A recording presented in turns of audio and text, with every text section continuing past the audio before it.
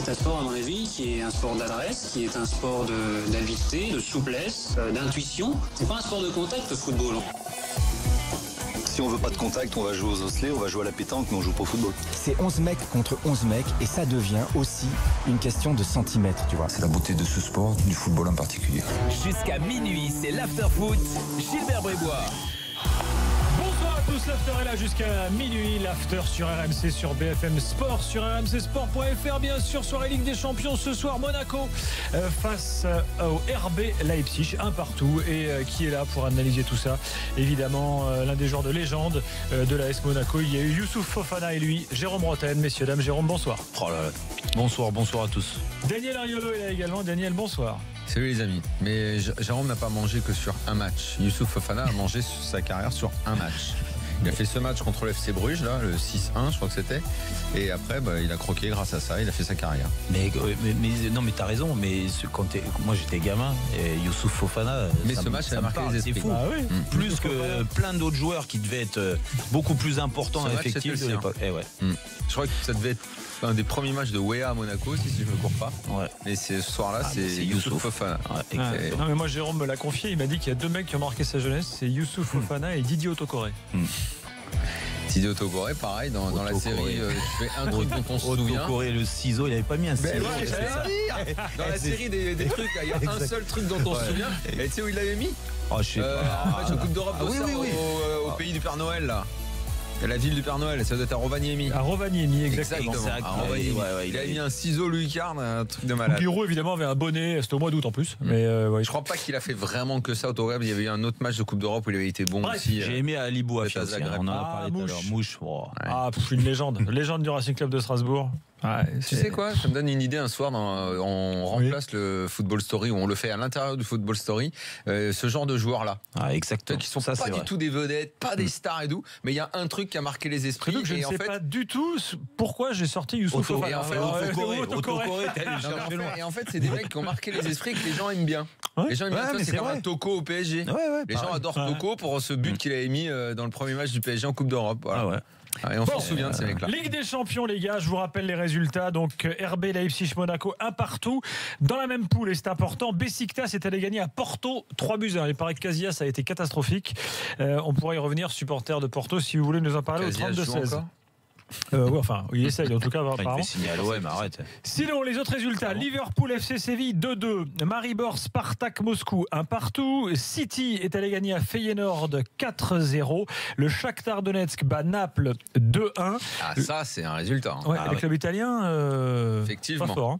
Qu'est-ce que j'ai encore? Le Real qui bat l'Apoel Nicosie 3-0, Tottenham qui bat le Borussia Dortmund 3-1. Tout à l'heure, on aura nos drôles de dames pour analyser tous ces matchs ensemble.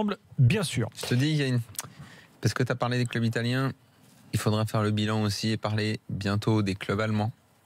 Il y a une porte qui s'ouvre. Le Bayern a gagné quand même. Oui, il manquerait plus quand même le Bayern. Ça. Mais Dortmund, ça reste un gros club et tout ça. Monaco a quand même gagné contre eux, même si les circonstances étaient très très très particulières, mais on reste sur une victoire contre eux. Il y a une porte qui s'ouvre pour nous, il s'agirait de mettre le pied dedans. Tu veux dire de passer devant certains pays au ranking? Je ne sais pas si tu vas passer devant eux, mais en tout cas de ne plus être derrière eux avec des complexes et tout ça. Il y a un ou sous la pression du Portugal et de la Russie qui sont derrière toi. Quand tu vois le numéro 2, le numéro 2 allemand aujourd'hui, la tête de numéro 2, quelle position il t'offre? Allez, enchaîne. Exactement. L'essentiel, c'est les 3 points, jingle. L'important, c'est l'essentiel. Le plus important, c'est les 3 points. Souvent, l'essentiel, c'est le plus important. Jérôme, t'as vu la passe D? Tes 3 points de... c'est ta spécialité. Celle-là, t'as juste à mettre le bout du nez. Le premier point, j'ai dit un bon point pour Monaco, parce qu'avant le coup, faire match nul, aller prendre un point chez le deuxième du dernier championnat allemand, je pense que c'est une performance. Après, il y a un contenu de match et c'est pour ça que j'arrive sur mon deuxième point. Alors le deuxième point, j'ai mis schéma payant par rapport au point. le schéma mis en place par Jardim. Mais je pense que lui va avoir des regrets parce que s'il avait été un petit peu plus risqué dans ses choix, je parle d'un point de vue offensif bien sûr, je pense que Monaco avait les moyens de mettre plus de rythme dans ce match et aller apporter plus de danger, aller gagner ce match-là. Donc j'ai un sentiment un petit peu mitigé sur son schéma de jeu. Et puis après il y a la qualité individuelle des joueurs, donc ça c'est mon troisième point. J'ai mis en avant Tielemans parce que Tielemans, on attend beaucoup de ce joueur, on nous l'a vendu et certainement à juste titre par rapport à ce qu'il a fait à Anderlecht, mais peut-être mal positionné sur le terrain, mais beaucoup trop de déchets, inutiles dans le jeu offensif de Monaco, et c'est pour ça que Monaco a quasiment pas été dangereux offensivement, même s'ils ont marqué un but et c'est lui qui le marque et ça sauve sa prestation.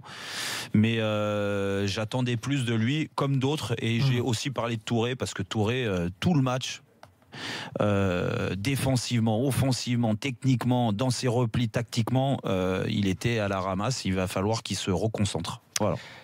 Daniel, tes 3 points. Le premier ressemble beaucoup à celui de Jérôme, c'est-à-dire que je vais m'attarder juste sur le résultat. 1 point, c'est tout. Donc, je pense aussi que ça aurait pu être mieux. Et d'ailleurs, je pense qu'on verra mieux. Et c'est mon deuxième point, parce que j'ai trouvé Monaco moyen. Ils avaient des blessés, il leur manquait du monde. Est-ce que Jardim avait besoin d'une mise au point sur même son niveau, et en plus face à une équipe que très peu connaissent finalement et dont on ne connaissait pas le vrai niveau en Ligue des Champions, donc il y avait une part de découverte pour tout le monde et pour lui aussi. Deuxième de Bundesliga, a priori ça peut faire un peu peur. Est-ce qu'il n'avait pas surestimé son adversaire? Est-ce qu'il n'y avait pas mieux à faire? Je pense que oui, même si le point doit à mon avis le satisfaire, mais en tout cas c'est pour ça que j'ai intitulé mon deuxième point en disant en attendant mieux, parce que je pense qu'on verra un Monaco meilleur dans les semaines à venir. Et puis le troisième, c'est pour parler de cette équipe que moi perso je connaissais pas, j'en entends parler beaucoup du Red Bull Leipzig, on m'avait dit beaucoup de choses que j'ai vues ce soir, et ce que j'ai envie de dire d'elle comme ça en peu de mots, c'est que ouais, ça joue, c'est très généreux, ça va de l'avant, mais alors c'est franchement pas génial, hein. C'est assez primaire comme jeu, il n'y a pas grand chose, il n'y a pas énormément de talent, il y a une vraie volonté en tout cas de défoncer, d'aller de l'avant, de bousculer. Et encore, j'ai même été par moments déçu de ce schéma-là. On m'attendait à un football total. Mais c'est un peu ça, sauf que c'est super brouillon. Et puis ça manque de qualité technique. Bon, il leur manquait aussi quelques joueurs. Un joueur, il leur manquait. Naby Keïta. Naby Keïta principalement, qui est leur. C'est pas un joueur qui te change. C'est leur petite star.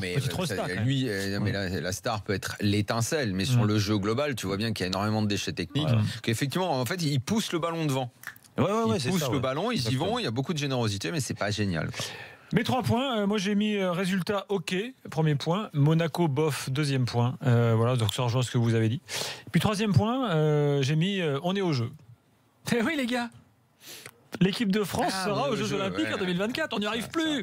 Depuis 96, 2000, 2004, 2008, 2012, 2016. Très bien.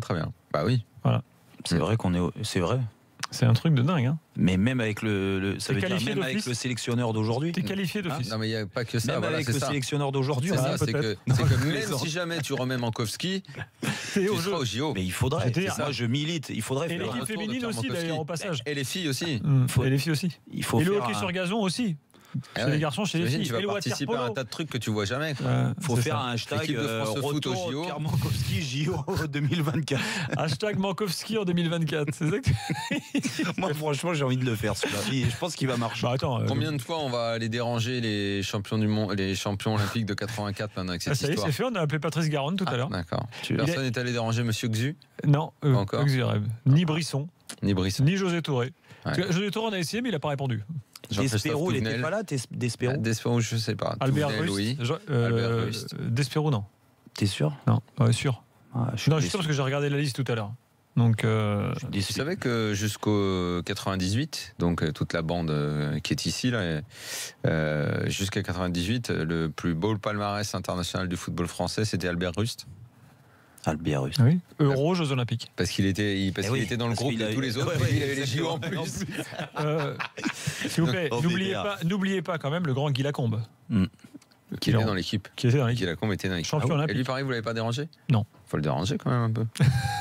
Allez, le déranger. Ça me fait penser à vos synthés sur BFM Sport ce soir. On a mis Jérôme Roten, champion olympique de lancer de melon. Oui, c'est bien ça. En 2024, bien sûr. Je me prépare. Voilà, donc tu peux te je vise préparer. l'or. Daniel en a mis critiqué déjà l'équipe de France en 1924. Donc les derniers Jeux Olympiques, c'était il y a 100 ans à Paris. Bon, allez, revenons à Monaco. Laurent est là au 32-16. Salut Laurent. Bonsoir Gilbert, salut Daniel et salut Jérôme. Salut Laurent. Bon, est-ce que tu es content de la performance ce soir? Je ne parle pas du résultat, mais du jeu produit. Gilbert, écoute, moi je suis très content. Franchement, je voudrais, grâce à votre antenne, remercier Vadim Vassiliev. J'ai retrouvé l'équipe de 2015. Ouais, mais celle de 2016, elle était mieux. Enfin, 2016-2017, non? L'année dernière, oui, mais là c'est sûr que par rapport à l'année dernière, il va falloir qu'on se fasse à l'idée que ça va pas être comme ça jusqu'à la fin. Moi, là où je m'inquiète, c'est que depuis 3-4 matchs, et même les 4 premiers, parce qu'on a gagné les 4 premiers matchs, mais bon, il n'y a pas de temps de jeu, il n'y a rien. Donc là, Falcao, il s'est retrouvé tout seul. Je suis perplexe pourquoi Jardim insiste à faire jouer Diakabi. Je ne comprends pas. Lopez, c'était pas loin contre Nice, on l'a pratiquement pas eu dans le match. Là, il a réussi, il nous l'a pas mis sur la pelouse. Mais Diakabi, excusez-moi, l'ombre de lui-même. Falcao, il s'est jamais senti aussi. Je comprends pas quand tu dis Diakabi, l'ombre de lui-même. Lui-même, c'est qui? Parce que est-ce qu'il a été déjà plus qu'une ombre une fois? Alors tiens, on va répondre sur Diakabi, Falcao. Reste avec nous Laurent, on te reprend dans quelques instants pour débattre avec toi et on vous attend à vous aussi, tous les autres supporters monégasques au 32-16 et sur le hashtag RMC Live, un partout entre Leipzig et Monaco. L'after est là jusqu'à minuit avec Laurent et avec vous tout de suite.